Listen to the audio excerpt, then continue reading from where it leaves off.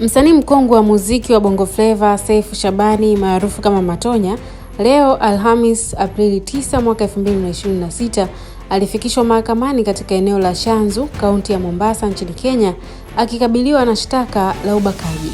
Kwa mujibu wa Daily Nation, imeripoti kuwa upande wa mashtaka ulieleza mahakama kuwa Aprili 7 mwaka 2026 katika jengo la Josi Joka Apartments lililopo Nyali, msanii huyo anadaiwa kumwingilia kimwili mwanamke aliyetajwa katika nyaraka za mahakama kwa herufi JG kwa kutumia nguvu.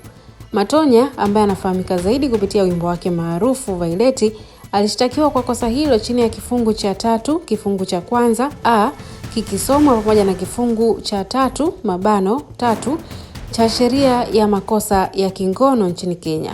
Mbali na shtaka hilo kuu, msanii huyo pia anakabiliwa na shtaka mbadala la kufanya kitendo kisichofaa kwa mtu mzima.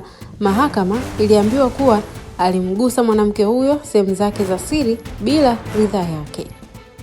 Baada ya kusikiliza maelezo hayo ya pande zote, mahakama ilimruhusu mshtakiwa kupewa dhamana ya shilingi 500,000 za Kenya sawa na shilingi milioni 10 za Kitanzania kwa sharti la kuwepo mdhamini mmoja raia wa Kenya mwenye dhamana ya kiasi kama hicho. Hii ni Info Habari, tutaendelea kutaarifu zaidi kile ambacho kitaendelea kujiri.